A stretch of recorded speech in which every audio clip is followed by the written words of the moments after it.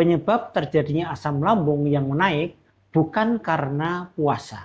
Maka orang yang stres, panik, cemas, selalu tergesa-gesa, ya, selalu berdebar-debar keras, gelisah, itu akan mencetuskan asam lambung dengan sangat hebat. Terlalu banyak makan ini akan menyebabkan menjadi pencernaan di lambung sangat berat. Maka lambung berusaha memproduksi asam lambung dengan sangat banyak.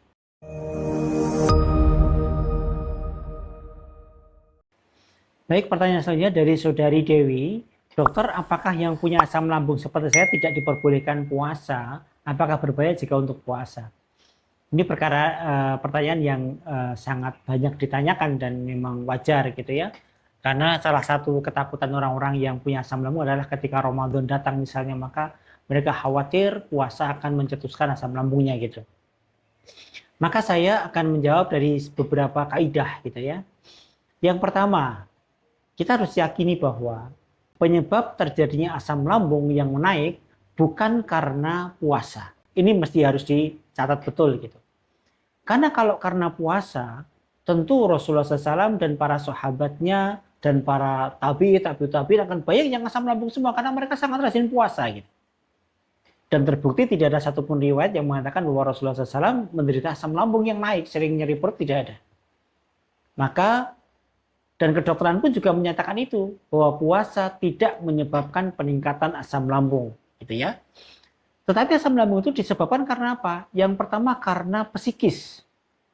Jadi karena psikis, kemudian simpatis, parasimpatisnya naik, terjadi produksi asam lambung yang meningkat. Karena salah satu yang memproduksi asam lambung meningkat adalah dari saraf simpatis tersebut, gitu. Maka orang yang stres, panik, cemas, selalu tergesa-gesa, ya, selalu berdebar-debar keras, gelisah, itu akan mencetuskan asam lambung dengan sangat hebat. Ini salah satu penyebab dari asam lambung. Kemudian yang kedua adalah karena terlalu banyak makan. Terlalu banyak makan ini akan menyebabkan menjadi pencernaan di lambung sangat berat. Maka lambung berusaha memproduksi asam lambung dengan sangat banyak. Kemudian makanan yang terlalu banyak ini pun juga tidak akan mudah untuk diturunkan ke usus. Maka dia akan menekan lambung ke atas sehingga klep antara tenggorokan dengan dengan lambung menjadi terbuka. Kemudian asam lambung akan naik ke atas sehingga terjadi sensasi rasa panas di dada, rasa nyeri di dada, kering di dada, kering di tenggorokan, sampai sering sariawan, bau mulut tidak enak dan lain sebagainya. Maka ini yang disebut dengan GERD, gastroesophageal reflux disease. Penyakit karena klepnya antara tenggorokan dengan lambung itu menjadi terbuka gitu. Apalagi setelah makan kenyang kemudian tidur, maka dia semakin mendorong klepnya tadi akan semakin membuka gitu ya. Maka ini disebut dengan GERD, gastroesophageal reflux disease. Asam lambung yang meningkat karena terlalu banyak makan, apalagi makan dengan tiduran atau habis makan langsung tidur. Ini akan menyebabkan GERD tadi.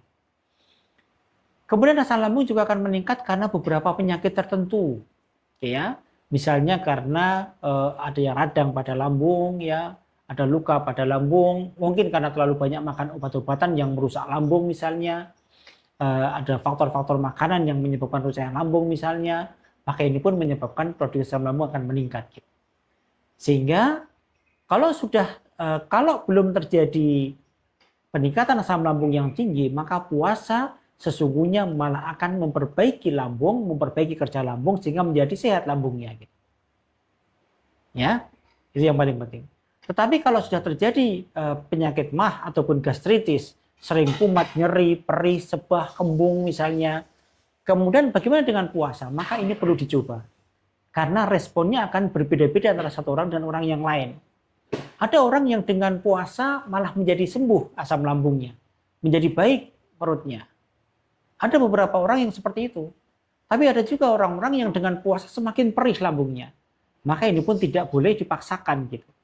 Jadi masing-masing orang memiliki respon yang berbeda-beda tentang asam lambung ini. Maka perlu dicoba. Kalau dengan puasa perutnya baik-baik saja, teruskan.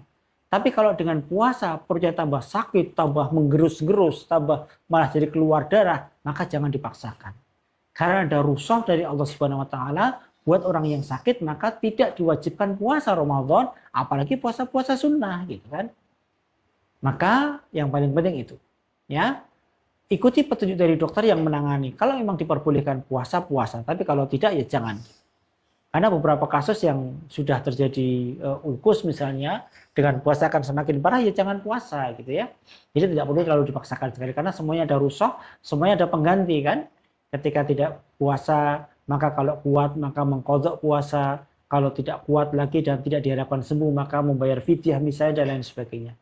Kalau puasa sunnah, saya tidak bisa puasa nih, maka kerjakan amal ibadah yang lain. Masih banyak amal ibadah yang lain yang mungkin pahalanya kan sama dengan puasa sunnah atau bahkan melebihi puasa sunnah gitu kan. Jadi masih banyak sekali hal yang bisa dilakukan gitu. Tetapi walaupun tidak puasa, tetap tidak boleh makan berlebihan. Karena makan berlebihan pun juga bisa mencetuskan produksi asam lambung. Ya, makan secukupnya, makan ala kadarnya, tidak usah berlebihan dalam makan. Insya Allah yang akan memperbaiki semua.